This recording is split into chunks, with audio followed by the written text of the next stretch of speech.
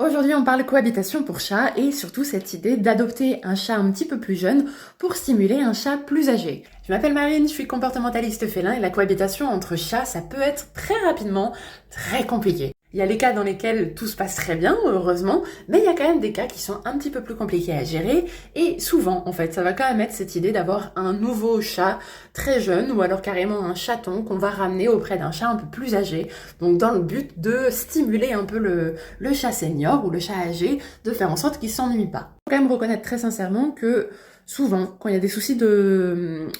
cohabitation, c'est parce qu'on est sur un chaton qui ne va pas avoir les mêmes besoins qu'un chat adulte ou qu'un chat senior. Un chaton, il faut quand même réaliser que c'est une boule d'énergie. Il faut le faire courir, il faut le faire jouer, il faut vraiment faire en sorte qu'il s'épanouisse, qu'il rencontre beaucoup de choses. C'est essentiel qu'il puisse se défouler. À l'inverse, le chat adulte, le chat senior, cette période, il l'a déjà eu. Donc lui, il va être beaucoup plus à la recherche, bon, bien sûr, de jeux, c'est évident, c'est important, mais peut-être de moments un peu plus calmes, de moments un peu plus câlins, de moments un peu plus importants pour dormir. Donc en fait, les besoins entre les deux sont pas les mêmes. Donc si vous souhaitez adopter un chaton ou un jeune chat avec un chat un peu plus âgé, libre à vous de le faire, bien sûr, je vais absolument pas vous en empêcher, mais prenez en compte le fait que le chaton aura besoin d'être beaucoup plus stimulé et qu'il arrive souvent quand même que le jeune chat aille un peu, sans s'en rendre compte, un peu embêter les chats plus âgés parce qu'il a envie de jouer et que l'autre, il est pas dans la même optique, quoi. Donc si vous décidez de le faire, prenez le temps de jouer avec le chaton, de faire en sorte qu'il se défoule au maximum pour qu'il ne redirige pas son énergie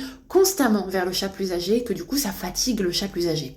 Après voilà, il y a des cas dans lesquels ça se passe très très bien, ce n'est que mon point de vue, mais c'est juste ce que j'observe sur le terrain, à penser à votre animal qui est déjà à la maison, à penser à ses besoins, à penser à ses envies, et dans ce cas-là tout se passera très bien. J'espère que ça vous aura intéressé comme sujet. Si vous voulez qu'on parle plus de cohabitation, n'hésitez pas à m'en faire part dans les commentaires, et puis prenez soin de vous, et à la prochaine, ciao.